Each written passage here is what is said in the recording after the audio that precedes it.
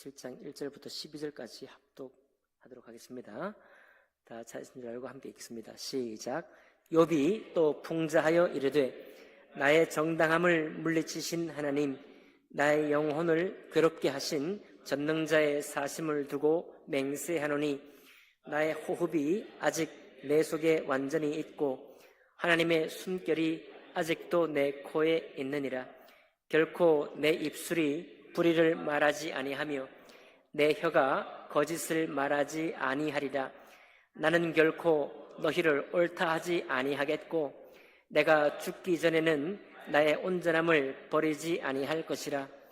내가 내 공의를 굳게 잡고 놓지 아니하리니 내 마음이 나의 생애를 비웃지 아니하리라. 나의 원수는 악인같이 되고 일어나 나를 치는 자는 불의한 자같이 되기를 원하노라. 불경건한 자가 이익을 얻었으나 하나님이 그의 영혼을 거두실 때에는 무슨 희망이 있으랴. 환난이 그에게 닥칠 때에 하나님이 어찌 그의 부르짖음을 들으시랴. 그가 어찌 전능자를 기뻐하겠느냐. 항상 하나님께 부르짖겠느냐. 하나님의 솜씨를 내가 너희에게 가르칠 것이요 전능자에게 있는 것을 내가 숨기지 아니하리라.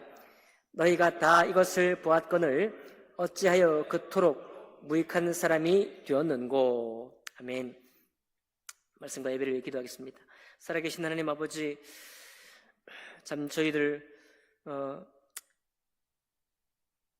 삶은 마라톤이고 우리 신앙도 마라톤이어서 우리가 살아가면서 오늘 반짝하는 신앙이 아니요 내일도 모레도 우리 인생 평생이 우리 주님 앞에 신실하기를 원합니다.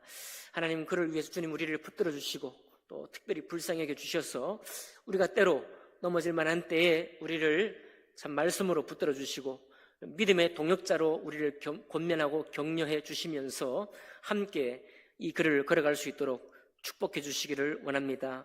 그렇게 이 말씀과 예배를 주님께 의탁하며 귀하신 우리 주 예수님 이름으로 기도하옵나이다. 아멘. 네, 오늘 우리 욥기 27장 말씀 전체를 본문으로 해서 악인은 내가 아니라 너희다, 이런 제목으로 말씀 나누겠습니다. 이렇게 막 한번 소리 질러보면 속이 시원하겠죠. 자, 그래서 드라마에 나온 이 비슷한 대사를 한번 찾아봤습니다. 드라마에 이런 대사가 많이 나오는데 이렇게 돼 있어요. 길바닥에 내동동이 쳐줄 사람은 내가 아니라 당신이야.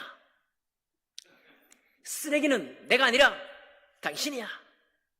양심이 없는 사람은 내가 아니라 당신이야. 이 드라마 뭔지 모르겠습니다. 주영이 엄마를 죽인 사람은 내가 아니라 당신이야, 이런 대사도 있고요. 도망치고 있는 건 내가 아니라 당신이야. 감옥에 갈 사람은 내가 아니라 당신이야. 속이 우려나십니까? 요한복음 8장 7절에 이거를 좀 가늠한 여인에 관한 이야기를 이 비슷한 말로 바꿔보면은 죄 있는 사람은 저 여자가 아니라 당신들이야, 이렇게 바꿔볼 수 있겠습니다. 어떻게 한번 해대고 싶을 때는 이렇게 하고 싶잖아요. 해대고 싶을 때 좀 너무 구호를 제가 썼나요? 해대고 싶을 때는 막 이렇게 한번 해대고 싶은 거죠. 사무엘하 12장 7절에 보면은 다윗이 나단 선지자와 딱 그런 장면이 나오지 않습니까? 나단 선지자가 다윗을 요리를 하는 거예요. 한 부자가 있는데, 그리고 가난한 자가 있다. 이 부자가 양떼가 많았지만은 자기 손님을 대접하는데 자기 양떼를 친 게 아니라 그 가난한 사람 하나밖에 없는 양을 강탈에다가 그걸로 먹였다. 그 얘기를 듣고 양을 너무 목축으로 잠빼고 건 다윗이 격분을 해가지고 그 인간 죽어 마땅하다. 그 사람은 죽어 마땅하다. 이렇게 막 열변을 토했는데 나단이 말하죠. 죽어 마땅한 사람은 당신이 아니야. 그 부자가 아니라 당신이야. 이렇게 말하니까 다윗이 참 믿음이 연단된 사람이라 그 얘기를 듣고도 칼을 빼들고 이 선지자의 목을 치는 게 아니라 뉘우쳐서 깨닫고 돌이키잖아요. 참 이 보통 신앙이 아니죠. 일국의 왕이고 정말 나라를 통치할 때 얼마나 잘 다스렸는지 추앙받고 있는, 신앙면에서나 이 정치 지도자로서 추앙받고 있는 사람이 일개 선지자의 한 말에 자기 마음을 탁 내려놓고 회개한다는 건 보통 문제가 아닙니다. 그렇죠? 다윗은 우리가 기도에 말씀드렸던 것처럼 신앙도 삶도 단거리가 아니고 마라톤이고, 사람 일은 사실 어찌될지 모르잖아요. 여러분과 저도 어떤 사람은 신앙이 막 불타올랐다가 쉬 꺼질 수도 있고, 젊은 날에 정말 열심으로 이 사람이 목사가 안 되면 누가 목사가 되겠냐 했던 사람도 목사가 된 뒤에 넘어지고, 그죠? 사람들로부터 지탄받게 되는 종이 되기도 하는, 그럴 뿐만 아니라 우리가 이제 이 인생을 살아가면서도 참 어릴 때 빛을 봤던 사람이 이제 나이가 들면서 그냥 평범하게 되고, 어릴 때 영재가 15세 막 이렇게 청소년기를 넘어가면서 그냥 평범한 인생을 사는 것을 우리가 보게 되고, 정말 두각을 나타냈던 국가대표도 조금만 지나서 시리에 빠져서 끝이 정말 우울하게 되는 그런 것도 보고, 그렇죠? 그러나 대기만성이 하는 것도 보지 않습니까? 젊어 정말 빛도 못 보고 왕따 비슷하게 취급당하는 친구가 40이 넘고 50이 넘어가지고 아주 지도력을 발휘하면서 연설을 하면서 다른 사람 앞에 서서 리더십을 발휘하는 모습들도 우리가 보지 않습니까? 그러니까 인생을 알지 못하는 거죠. 인생을 알지 못하는 것이지만, 그래도 한번 해내고 싶을 때는 막 해내고 싶은 것이 여러분과 제 마음입니다. 욥이 공격을 많이 당했잖아요. 욥이 친구들에게 많은 공격을 당하고, 이제 욥이 마지막 연설을 26장부터 이미 시작해서 31장까지 욥이 내리 얘기하는 거예요. 내리. 내가 어떻게 살아왔으며 내 중심이 어떤지를 이 사람들 앞에, 친구들 앞에 얘기를 하는데, 그렇지만 욥이 이 말 하는 것 자체가 때가 너무 사실 늦었어요. 때가 너무 늦어서 우리가 잠깐 읽어보니까 3절 어때요? 나의 호흡이 아직 내 속에 완전히 있고 하나님의 숨결이 아직도 내 코에 있느니라. 지금 숨이 끊어질랑 말랑 하는 거예요. 욥이 상황이. 사실 이 정도로 우리가 하나님을 신뢰하는 믿음이 버티고서는 이유는 기회가 있기 때문이죠. 아직 시간이 있어서 하나님의 역전, 하나님께서 나를 긍휼히 여기셔서 억울한 일을 만났지만은 회복하고 만회할 수 있는 충분한 시간이 있을 때 우리가 그래도 끝까지 주님을 붙들 수 있는 힘이 있겠죠. 욥은 지금 그런 상황이 아니에요. 욥은 지금 당장 오늘 내일 하는 겁니다. 이 상황이. 어떻게 보면 욥이 이런 상황에서 하나님을 끝까지 붙들고 있다는 사실 자체가 기적이에요. 이거는 평생 동안에 하나님을 사랑한 사람이 아니고서는 이 신앙을 보일 수조차 없는 상태예요.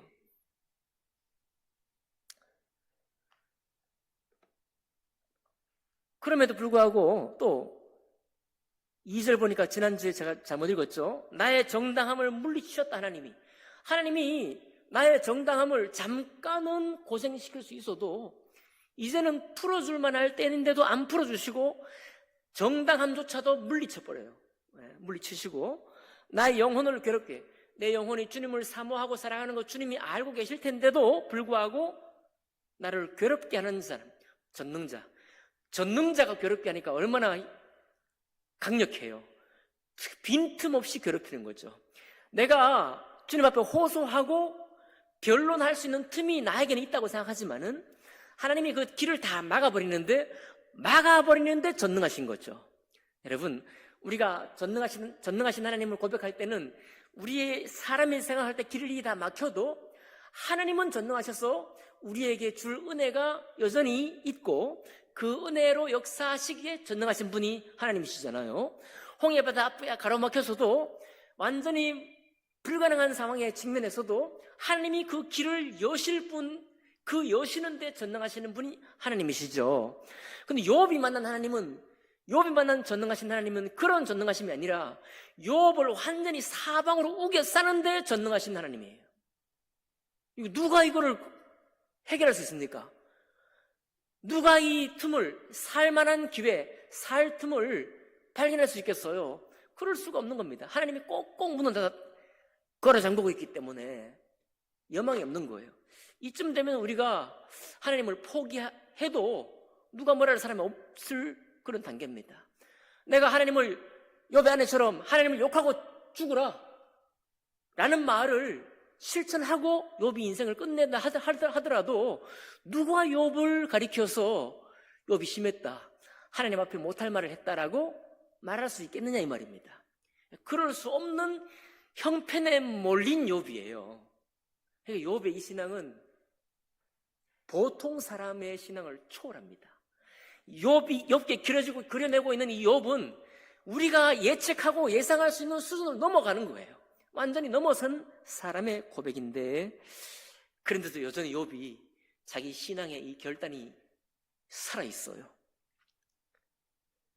4절 보니까 결코 내 입술이 불의를 말하지 않겠다, 내 혀가 거짓을 말하지 않겠다. 5절 나는 결코 너희를 옳다 하지 아니하겠고 내가 죽기 전에는 나의 온전함을 버리지 않을 것이다. 뒤집어 말하면 내가 죽을지언정 이런 얘기입니다. 내가 죽을지언정 나의 온전함을 버리지 아니하다가 죽겠다 이런 얘기거든요. 미친 신앙입니다. 그렇죠? 미친 사람이에요. 거의 미친 사람입니다. 그러나 욥의 이런 고백을 우리가 읽고 듣게 될 때, 야, 이 참 우리 마음에 우리 자신의 신앙에 대해서 이렇게 한번 정말 되짚어보게 되지 않을 수 없습니다. 한국 사람은 빨리빨리가 참 문화고, 이게 과학이나 기술의 지원을 받지 못할 때는 여러 가지 문제가 많이 생기잖아요.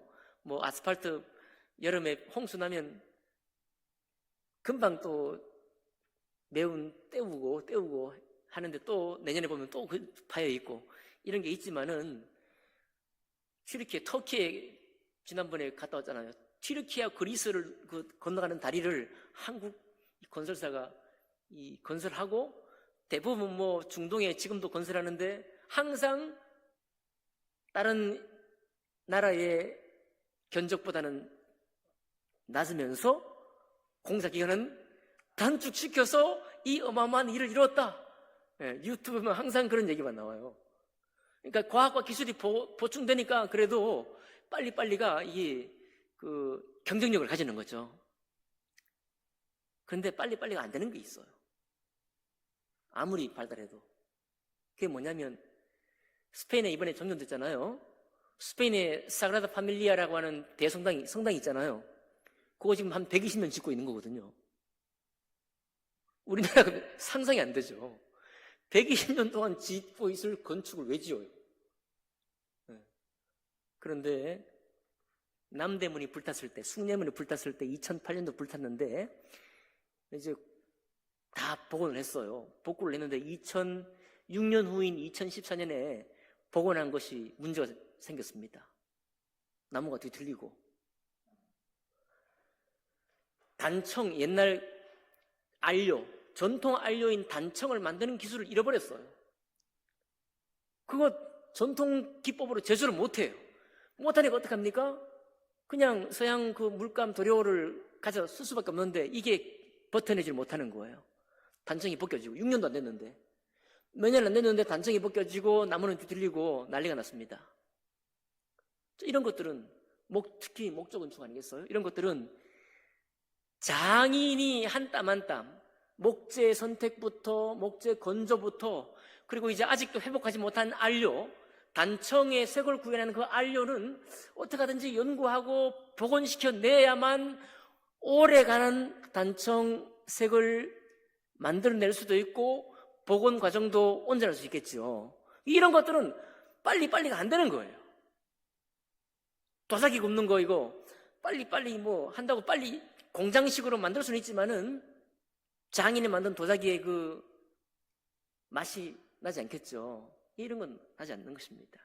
그러니까 신앙도 어떻게 보면 이벤트를 벌이면서 우리의 신앙이 막 또 간증들이, 우리 자신의 간증, 또 가족의 간증, 여러 가지 간증들을 통해서 우리 신앙을 막 증명할 수 있을 수는 있지만은, 그러나 사실 욥을 딱 보면은 신앙도 참 오랫동안 숙성되고 여러 가지 갖가지 일을 겪는 풍파를 겪어가면서 거기서 빚어지고 만들어지는 것이 신앙이 아닌가, 그런 생각을 할 수밖에 없습니다. 누굴 보니까요?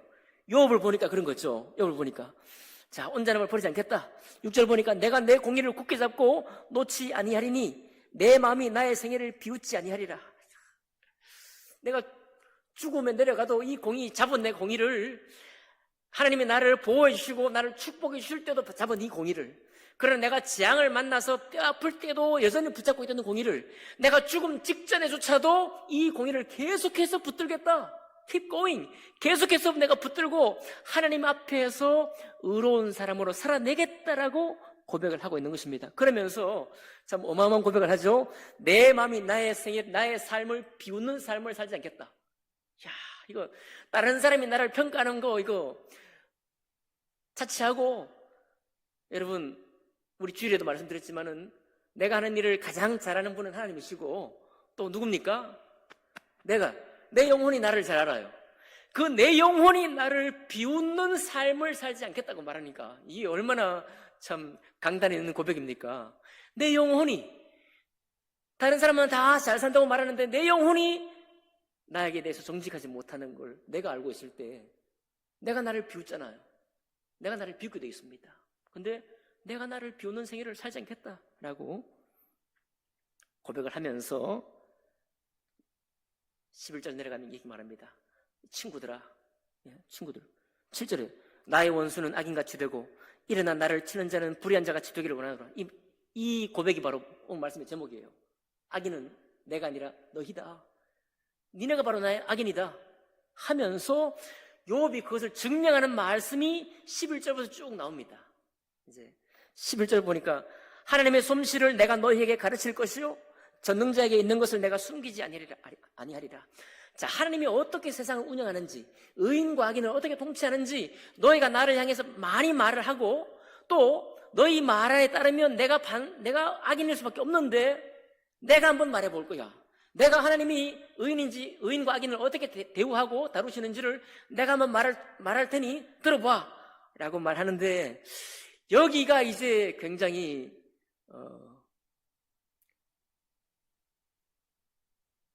악인은 내가 아니라 너희다 이렇게 속 시원히 말하고 싶지만 그렇지 않은 거죠. 그렇게 막 갈라가지고 한번 해대고 싶지만 욥이 그런 처지가 아닙니다. 이상하게도 욥이 하는 얘기가 악인들에 관한 묘사를 말하는데, 악인들에 관한 묘사이긴 한데 욥 자기가 겪고 있는 겪은 일들이 막 겹쳐요. 자, 쭉 읽어드릴게요. 13절부터 보겠습니다. 악인이 하나님께 얻을 분깃, 포악자가 전능자에게서 받을 산업은 이것이다. 자, 악인이 뭘 받을 거냐? 첫 번째, 그의 자손은 번성해도 칼을 위함이요. 그러니까 자녀가 번성하다가도 칼에 죽임 당할 거다 이 말입니다. 그의 후손은 음식물로 배부르지 못할 것이다. 번성했는데 왜 음식물로 배부르지 못해요?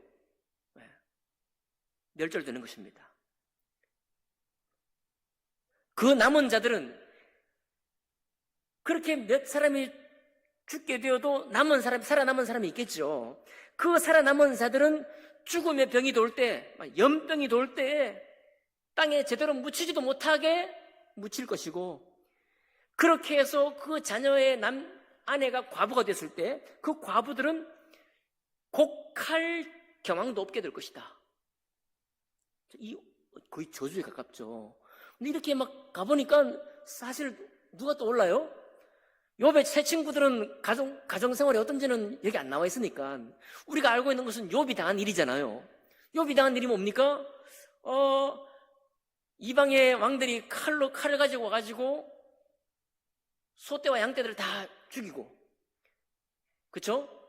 그 다음에 또 뭐 이리 때 그 맹수가 들어가지고 자기 종들도 물어 죽이고, 나중엔 동풍이 불어와가지고 자기의 7 아들들이 모여서 잔치하던 그 집 기둥이 무너져가지고 하루아침에 다 죽게 되고, 이거 지금 이 얘기를 하는데, 욥이 얘기를 하는데 똑같은 건 아니에요.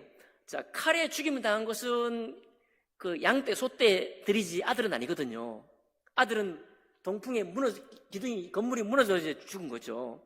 그런데 전체 계열을 보니까 어쨌든 이 악인이 번성해도 칼에 죽든 전염병에 죽든 다 죽고 자손마저도 어려워진다라는 고백이니까 세 친구는 지금 모르겠고 욥이 하는 말이 자꾸 욥이 생각이 나요. 그렇죠? 그 욥이 이 말을 할 때 여러분과 제가 욥이라고 한다면 이 말 하면서 약간 자기의 비애감, 자기의 슬픔도 같이 따라 올라오지 않겠습니까? 예? 똑같은 형식은 아니지만 그러나 재앙을 당하는데 자기와 자기 아내와 그다음 자기 자녀들이 힘겨워질 거라는 이 얘기를 자기 입으로 하고 있으니까요. 계속 볼까요? 16절 보니까 그가 비록 은을 티끌같이 샀고 의복을 진흙같이 준비할지라도 이 누구예요? 동방에 이보다 더 부한 자가 없다. 누굽니까? 욥이었잖아요. 준비할지라도 17절에 그가 준비한 것을 의인이 입을 것이요 그의 은은 죄 없는 자가 차지할 것이며 자, 그가 악인인 경우에 그가 악인이라면 이렇게 재물을 막 쌓아놓는다고 할지라도 그 재물로 좋은 옷을 입는 사람은 의롭게 산 사람일 것이고 그 은을 차지하는 사람도 악인이 아니라 죄 없는 사람일 것이다. 그가 지은 집은 좀의 집 같고 파수꾼의 초막 같을 것이며 아무리 잘 지어도 파수꾼의 초막 막 그냥 비바람 맞고 잘하는 갖춰진 집이 아니라 대충 그냥 막아선 초막 같을 것이고 19절 보니까 부자로 누우려니와 다시는 그렇지 못할 것이요 눈을 뜬 적 아무것도 없으리라. 부자로 누웠으나 눈을 뜨니까 알거지가 된 거예요. 이 누구죠? 욥 같잖아요. 두려움이 물같이 그에게 닥칠 것이요 폭풍이 밤에 그를 앗아갈 것이며 동풍이 그를 들어올리니 그는 사라질 것이며 그의 초소에서 그를 몰아내. 동풍, 바람이 분다. 욥의 자녀들이 불어오는 동풍에 집이 무너져서 죽었잖아요. 누구 얘기를 하는지 모르겠습니다. 22절 하나님은 그를 아끼지 아니하시고 던져버릴 것이니 그의 손에서 도망치려고 힘써도 못 도망가리라. 사람들은 그를 바라보며 손뼉치고 그의 초소에서 그를 비웃으리라. 이거 전부 다 보니까 욥의 친구들이 욥을 향해서 지금 하는 얘기 같잖아요. 욥의 친구들이 욥을 향해서 바로 이 정신으로 이 하나님의 말씀을 가지고 욥을 지금 공격을 한 건데 욥 자기가 지금 자기 말로 악인은 이렇게 될 것이다 라고 말하고 있습니다.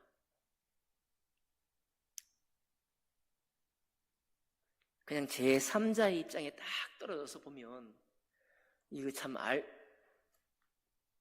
아직 욥이 의인인지 아닌지 욥은 알고 있지만 이 네 사람의 지금 대화 속에는 확증이 안 됐죠. 욥의 친구들이 악인인지도 확증이 안 됐습니다. 그런데 욥이 당한 일은 욥이 하는 말과 비슷하고 그런데도 불구하고 욥은 나는 내 인생, 내 삶을 비웃는 삶을 살지 않을 것이다. 내가 이대로 죽을지언정 죽을 순간까지도 나의 온전함을 버리지 아니하고 지켜낼 것이다 라고 말하니 결정되지 않았을 때 자, 인생을 알 수 없죠. 우리의 신앙의 끝도 알 수 없습니다. 우리의 신앙이 얼마나 신실한 것인지 아직도 우리는 걸어가야 할 신앙의 여정이 남아있어요. 그 남아있을 때 여전히 아무도 누가 의인인지 누가 더 악인인지 누가 더 의인인지 확실치 않을 때에 그럴 때 여러분과 제가 어떤 길로 걸어갈 수 있을까요?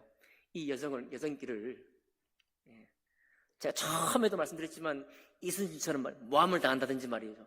정말 그 중심이 이 나라 이 백성을 위해서 있는데도 불구하고 모함을 당해가지고 감옥에 모함한 사람이 감옥 가야 되는데 이순신이 감옥 갔잖아요. 그렇죠?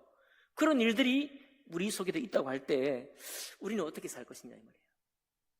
네. 여러분 사람이 되는 것도 단시간에 사람 되지 않죠. 우리 그렇지 않습니까? 사람 되는 것도 애를 낳았더니 사람 됐다 이런 얘기도 하고 애를 길러더니 사람이 됐구나 이런 얘기 하지 않습니까? 신앙도 마찬가지입니다. 우리의 의인됨도 그냥 되는 법이 없죠. 그러니까 여러분과 제가 욥의 이 중심을 한번 닮아본다고 한다면 내가 지금 다른 사람에게 어떤 평가를 받든지 간에 어떤 이 인정을 받든지 간에 그리고 내가 하는 일을 정당한 평가를 받지 못하고 말도 안 되는, 심지어는 하나님도 나의 정당함을 물리쳐버리는 그런 변명도 할 수 없고 핑계대도 할 수 없는 상황에 내몰렸을 때에, 그렇죠? 최근에 어떤 사람이 얘기했습니다. 야, 진실을 말하는 것도 이렇게 힘들구나. 제가 언젠가 말씀드렸죠. 어떤 요원이 한 얘기예요. 진실을 말해도 그 진실을 비틀면 그 사람이 거짓말하는 사람이 되는 거예요. 네. 우리가 그런 상황에 안 내몰려서 그렇죠. 이게 사활이 걸린 싸움이잖아요. 기업도 산업 스파이를 보내고 한 국가도 스파이를 보내가지고 정탐을 하잖아요. 왜 그런가요? 이 사활이 걸린 문제거든요. 사활이 걸렸을 때는 어떤 수단과 방법을 가리지 않고 씁니다. 우리 바른생활, 우리가 초등학교 때 중학교 때 배웠던 국어책, 도덕책에는 그렇게 하면 잘못했다고 말하고 있지만은 실제로 맹렬한 싸움을 해야만 되는 그 자리에 있을 때는 모든 선을 다 상하는 거예요. 악랄한 방법이든 씁니다. 그걸 알고 현실 속에 우리가 살아내는 것이 우리의 삶이기 때문에요. 자, 그런 상황 속에 있을 때라도 욥처럼 나의 온전함을 버리지 않겠다. 나는 내가 하나님 앞에 걸어온 걸음을 따라서, 우리 주님 앞에 있는 말씀을 따라서 그 말씀과 내가 계속 실험하면서 사는 것을 낙으로 삼겠다. 나는 끝까지 하나님만 사랑하겠다. 나는 끝까지 하나님을 사랑하기를 원한다. 그렇게 나아갈 수 있을까요?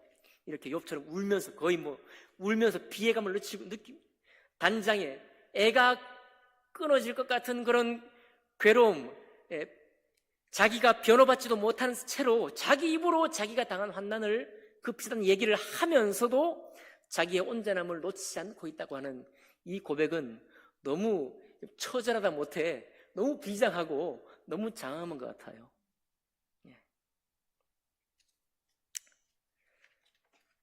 감옥 갈 사람은 내가 아니라 당신이야. 이렇게 하고 싶지만 말이죠. 죄 있는 사람은 이 여자가 아니라 당신이야 라고 말하고 싶지만 말이죠. 죽음 마땅한 사람은 그 부자가 아니라 다윗 왕 당신이야 이렇게 막 해대고 싶지만은, 우리가 살아가고 있는 매일의 삶 속에, 우리의 일상의 상황 속에는 그렇게 딱 잘라가지고 의인과 악인이 구별이 안 됩니다. 내가 의인일 수도 있고 내가 악인일 수도 있습니다. 다윗을 통해 배워보면 우리는 신실했던 다윗도 그렇게 자기가 정말 고의적으로 하지 않았지만은 자기가 잘못하고 다른 사람이 깨우쳐야만 자기가 깨우친 사람이 다윗 왕이잖아요. 여러분과 저도 그럴 가능성이 있어요, 없어요? 여러분과 제가 난 의인으로 살았는데 나는 의인이라고 알았더니 내가 바로 악인이구나, 이런 것을 원치 않지만, 여러분과 제가 아무도 원치 않지만 낯설게 어떤 장면에서 깨닫게 되는 시간이 있을 수 있습니까, 없습니까? 있잖아요. 우리 아무도 장담 못해요. 그리고 장담 못할 뿐만 아니라 우리는 모든 면에 옳은 사람은 아닙니다. 맞죠? 우리가 특별히 신경 쓰는 부분이 따로 있을 뿐이에요. 신경 못 쓰는 부분은 좀 안일하게 됩니다. 거기서 우리가 의로울 발휘하기가 어려워요. 그러니까 어떻게 보면 모든 것이 확인되지 않았을 때는 여러분과 저는 얼마간 의인이고 얼마간 악인이에요. 그렇게 생각이 됩니까? 그럴 수밖에 없습니다. 항상 매사에 신실하고 성실하게 임할 수가 없는 거예요, 우리 스스로가. 그러니 한편으로 오늘 욥의 이 고백을 들을 때 생각해 볼 것은, 내가 의인이고 신실하다고 내가 나를 위로하고 싶고 그렇게 믿어 가고 싶지만은 내가 잘못되고 악인에 속할 날이 있을 수 있다는 것을 받아들여야 될 것 같습니다. 두 번째로는, 그럴 때 혹 내가 악인이 되어 나타날지라도 다윗은 회개에서도 징벌을 받았지 않습니까? 그렇죠? 그 나라의 징배를 받았잖아요. 맞습니다. 우리가 악인으로 드러났을 때 그거를 모면하려고 막 발버둥을 치고 변명을 하는 것이 아니라 만약 그것이 잘못된 일이 맞다면 그 잘못에 대해서 내가 수용하는 믿음도 엄청난 믿음이죠. 그렇죠? 마지막으로 그렇게도 변호하지 못하고 내가 알고 있는 나를 잘 아는 사람들 누구도 나를 옹호해 주지 못하는 상황에 놓여 있을 때, 안 놓여 봐서 잘 모르겠습니다만은 욥이 오늘 거의 초인적으로 우리에게 도전해 주는 말씀, 그럴지라도 내가 지금까지 추구해왔던 하나님을 믿고 때로는 손해를 봐가면서 신앙생활을 했던 이것을 놓지 않을 것이다. 결국은 내 영혼이 살아있을 때나 죽어서도 내 생애를 돌아볼 때 내가 거기서 왜 그랬을까? 내 삶을 비웃게 되는 그런 인생은 되지 않기를 원합니다. 그런 인생이 되지 않기를 원해요. 쉽지 않지만 우리들의 믿음이 정말 오늘날 현대신앙은 진짜 너무 이벤트적이고 프랜차이즈 같은 신앙이 많이 되어 있습니다. 저를 포함해서.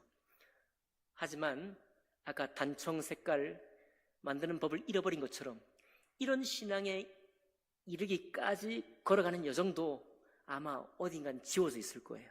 어딘가는 우리가 마음에 염두에 두지도 못하고 그저 살아가고 있을지 모릅니다. 욥을 보니까 그 길을 가지고 있어요. 그렇죠? 그 길을 여전히 지워버리지 않고 달려가고 있는 것입니다. 우리의 신앙생활이 이와 같이 살아있고 계속해서 신실하게 끝까지 우리 주님을 사랑할 수 있는 여러분과 제가 되기를 주님 이름으로 축복합니다. 기도하겠습니다. 살아계신 하나님 아버지 감사드립니다. 저희가 잠깐이나마 또 얼마간은 많은 사람들에게 인정을 받을 수 있지만은 그러나 내 영혼도 그렇습니까? 하나님의 눈동자 안에서도 그렇습니까? 아버지 하나님, 욥이 이렇게 곤경 가운데 변호받지 못하면서도 끝까지 주님을 사모하고 걸어갔던 모습을 보았습니다. 우리도 그와 같이 걸어갈 수 있는 참된 믿음의 사람들 다 될 수 있도록 축복해 주옵소서. 감사드리며 귀하신 우리 주 예수님 이름으로 기도하옵나이다. 아멘. 아멘.